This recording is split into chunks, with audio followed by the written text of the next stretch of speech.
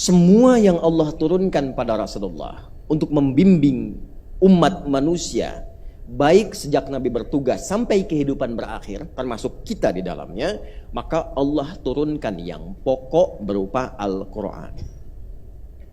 Oke. Bismillah. Ini.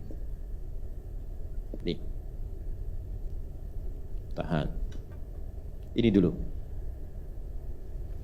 Fungsi Al-Quran disebut oleh Allah sebagai hudan namanya. Oke, sebagai apa? Hudan.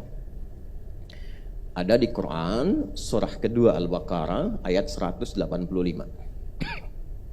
Syahru Ramadan alladzi unzila fihil Quran. Apa fungsi Al-Quran? Hudan lin nas. Nah, hudan itu artinya pedoman berkehidupan. Kurikulum hidup. Jadi semua tentang hidup kita itu ada di sini. Dan ini sudah fitrah kehidupan. Di setiap era berganti, sejak Nabi Adam turun, Nabi Adam itu turun ke bumi, memulai misi, itu Allah tidak biarkan hampa beraktivitas, diturunkan pedomannya. Adam, kalau engkau ingin kerjakan ini petunjuknya. Ini yang dilakukan, ini yang terlarang. Jangan kerjakan ini, nanti resikonya akan begini. Itu sejak Adam dan Hawa turun, Allah berikan hudan. Dari mana kita taunya? Quran surah kedua Al-Baqarah ayat 38 misalnya. Qulna bitu minha jami'a fa imma ya'tiyannakum minni huda faman tabi'a hudaya fala khaufun 'alaihim wa lahum yahzanun. Nanti setiap ganti era Adam meninggal. Muncul eranya saya cepat ke Nabi Nuh alaihissalam. Allah nggak biarkan umat di era itu tidak mendapat petunjuk. Era Adam dengan eranya Nuh alaihissalam berbeda, karakteristiknya nggak sama. Secara antropologis keadaan sosialnya beda, perkembangan kemajuan berpikirnya beda, maka diturunkan petunjuk sesuai dengan kebutuhan masyarakat di era itu. Cepat, lompat saja ke Nabi Ibrahim alaihissalam. Beda umat Nabi Ibrahim dengan umatnya Nabi Nuh. Di zaman Nabi Ibrahim sudah ada Namrud, teknologi sudah bikin piramid, sudah berkembang luas, maka diturunkan petunjuk hudan sesuai dengan kebutuhan umatnya. Saya cepat karena waktu kita terbatas. Di era Nabi Musa alaihissalam juga berbeda juga. Nama kitabnya beda untuk menunjukkan ini sifat karakter umatnya beda dengan sebelumnya. Tapi tetap fungsinya disebut sebagai hudan. Saya urut cepat ke Nabi Musa, ke Nabi Isa. Saya tanya Nabi Musa kitabnya apa? Halo? Nabi Musa? Tahu? Tahu dari mana? Hah? Oke, Al-Maidah di ayat ke-44. Quran surah 5 ayat ke-44. Sudah. Dan kami turunkan dengan keagunganku kepada Musa alaihissalam Taurat. Kitabnya untuk Nabi Musa Taurat. Tapi fungsi Taurat itu tidak akan lepas dari hudan. Yang cocok untuk umatnya Nabi Musa itu Bani Israel, sesuai dengan karakternya, sesuai dengan pola hidupnya, diturunkan sesuai zamannya, disebut Taurat. Penamaan Taurat itu untuk membedakan dengan generasi sebelumnya. Tapi fungsinya sama, hudan. Tahu dari mana? Quran surah 17 ayat kedua.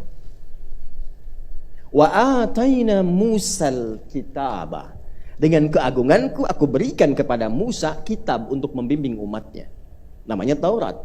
Apa fungsinya? Waja'alnahu, kami tetapkan kitab itu hudan sebagai pedoman berkehidupan li Bani Israel. Untuk Bani Israel, umatnya Musa alaihissalam. Jelas? Baik. Nabi Isa, ini Musa kemudian Isa. Isa alaihissalam. Kitabnya apa? Tahu dari mana? Ya, baik. Quran surah kelima misalnya ayat 46. Wa qaffayna ala atharihim bi Isa bin Maryam musaddiqan lima baina yadayhi minat Taurat. Setelah sepeninggal Musa alaihissalam, Daud alaihissalam, Sulaiman alaihissalam, nanti masa jeda dekat ke era Nabi 600 tahun sebelum Nabi Muhammad sallallahu alaihi wasallam dilahirkan, nanti ada rasul pengantar namanya Isa alaihissalam. Nah, Nabi Isa ini diberikan kitab. Apa nama kitabnya? Wa atainahul Injil. Aku berikan Injil. Kenapa namanya dibedakan? Untuk membedakan generasi Isa dengan Musa berbeda. Karakternya sedang nggak sama. Keadaannya lain. Perkembangan masyarakatnya berbeda. Diberikan petunjuk dengan keadilan Allah supaya sesuai dengan kebutuhan eranya. Jelas? Tapi fungsinya apa? Fihi hudan. Tetap nggak keluar dari sini. Nah, eranya Nabi Muhammad SAW. Ya kan?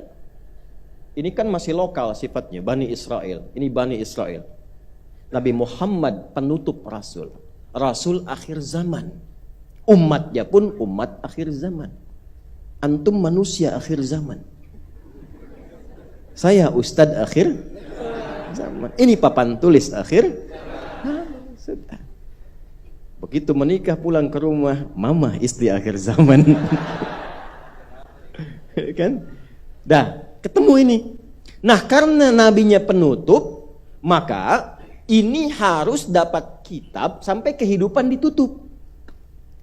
Jadi kitabnya itu harus berisi sebuah kurikulum yang membimbing manusia sampai kehidupan berakhir, babnya ditutup. Selesai. Artinya apa? Sekalipun nabinya telah wafat, isi kitabnya itu mesti lestari. Mesti abadi sampai kehidupan selesai. Karena ketika Nabi diutus, Nabi Muhammad SAW, risalahnya menutup kehidupan. Maka konsekuensinya kitabnya pun mesti lintas generasi sampai kehidupan berakhir.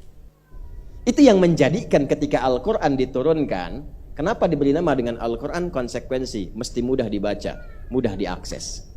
Makanya namanya beda dengan yang sebelumnya. Ini Injil, ini Taurat. Yang ini setiap generasi harus mudah untuk mengaksesnya. Al-Quran. Dari kata qiraah, makru, qara'ah. Sesuatu yang mudah dibaca, yang banyak dibaca. Bentuk superlatifnya Quran, tambah alif lam untuk mengkhususkan, beda dengan bacaan biasa. Dari namanya saja sudah khusus dan mengandung mukjizat. Silahkan buktikan. Satu-satunya kitab di muka bumi yang mudah diakses, mudah dibaca oleh siapapun, gampang untuk diakses sampai sekarang, cuma Al-Quran. Dan tidak berubah saat dia diturunkan. Anda boleh cari kitab sebelumnya. Tadi saya sebutkan misalnya Injil, Taurat, Zabur dan sebagainya, temukan kalau ada sesuai dengan versi aslinya. Ya. Oh, ditemukan misalnya, apakah bisa diajarkan dengan bacaan yang sama sesuai dengan aslinya di semua tempat? Kalau bukan firman Allah, nggak mungkin bisa begini. Jadi Allah pun dari nama saja sudah memperkenalkan ini bukan karya manusia.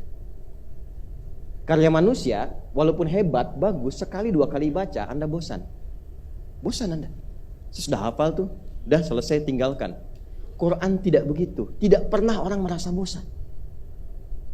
Al-Fatihah Quran bukan? Anda 17 kali baca Al-Fatihah setiap hari. Pernah nggak bosan? Saya belum pernah mendapati seorang jamaah mengeluhkan, Ustaz, saya bosan baca Al-Fatihah. Padahal 17 kali sehari.